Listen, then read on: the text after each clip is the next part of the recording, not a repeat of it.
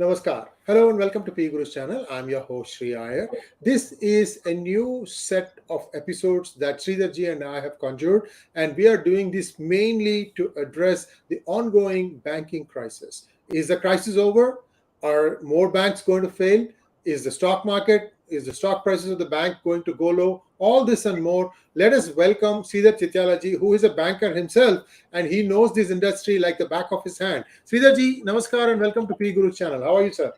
Namaskar and good evening to you. And I'm doing very good, sir. I hope you're doing very well as well, notwithstanding a lot of the tribulation seems to have started from that part of the world and cascading its way.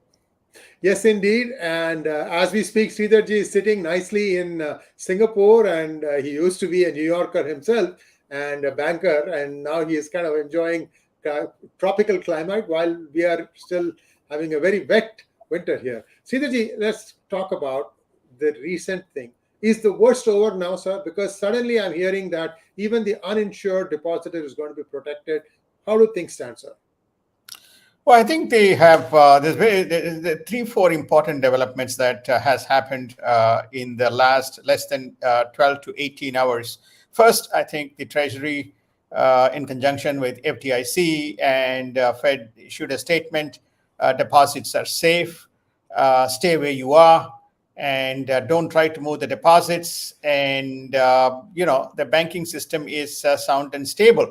So these statements seem to have reverberated into the ecosystem, and what we see here today is all the banking stocks, especially the regionals, going up, ranging from anything from 26% to 40%. Most notably, Republic Bank went up by about 27%. There were some questions around Schwab. Schwab CEO came back and said they're seeing more inflow of money rather than any outflow. So this is all, it seems to have had some stabilizing impact on the markets as well as the banking system, Sriji, as we speak today. Inflation is up 0.4%, but it is much lower than expected. Sir, overall, where are the inflation expectations? Because my next question is going to be, will the Fed take the advice of Goldman Sachs and keep the rates here?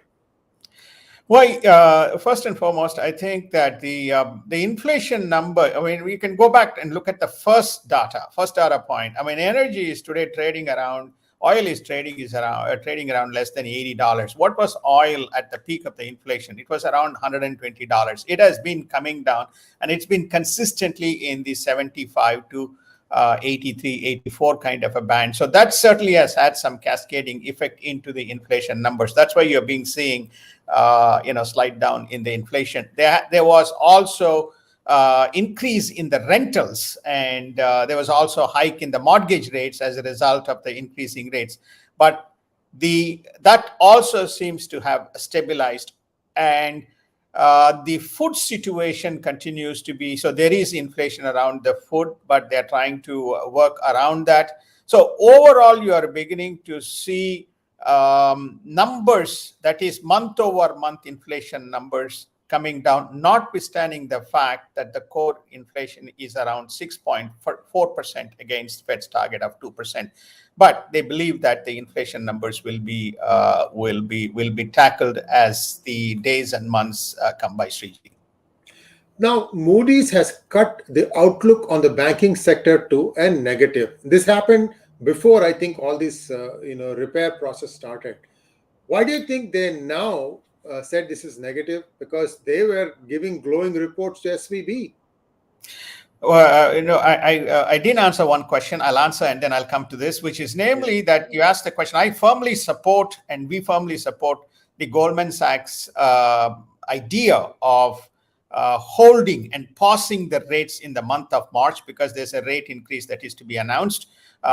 We strongly support. The reason is that the portfolios need to be de-risked and rebalanced. This is the allocation of uninsured deposits to where it is allocated to the insured deposits, because what you're seeing is the flight of both insured and uninsured deposits. So once the portfolios are de-risked, then I think that there will be a lot more clarity. So therefore, You can't have the rates moving up while they try to still de-risk this part. So therefore, I think we support Goldman Sachs' idea of pausing the rates.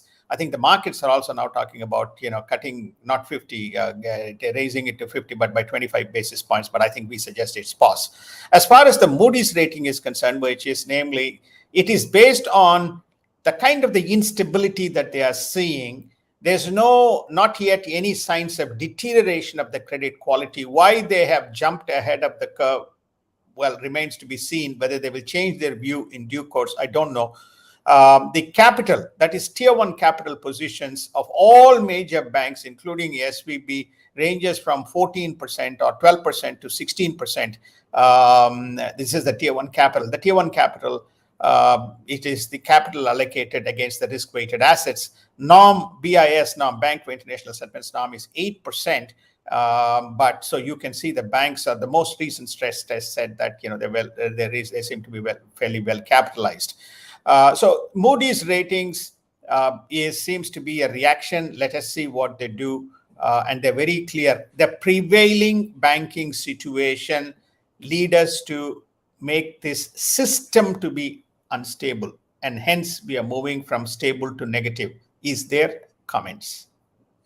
So next thing that we are going to talk about is, as the money is fleeing from smaller banks to larger banks, the larger banks are having a tough time onboarding new accounts and new customers. This is one side, but the big picture, Sridharji, what did the US Fed and the banks miss? The big picture, they did not, I believe, assess the consequences of this rapid rate rises, which will have impact to the way the banks manage their balance sheets in terms of the allocation of capital. That's one part of it. The second part of it is the level of uninsured deposits to insured deposits. Some of the banks, like SVB, a significant amount of uninsured deposits.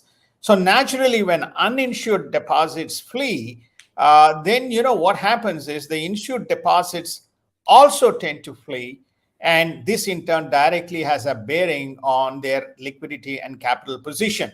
So this is what I don't think either they have missed it or they underestimated the impact of the current portfolio allocations with regard to the huge deposits that the banks are sitting on, all as a result of free cash that was available as a result of low interest rate regime that prevailed, in conjunction with amount of money that was thrown as a result of the post-pandemic situation, free cash that was thrown into the system. Just to give you an example, money market is sitting around $5.2, $5.3 trillion in terms of the holdings, Sriji. Yeah, that's indeed a high number. But Sridharji, onboarding, before individuals and companies start putting money into the bigger banks, when was the last stress test done on these banks, sir? How do we know the big banks are good? No, this stress test was done in end of 2022. The capital position numbers are available. We'll share this chart in the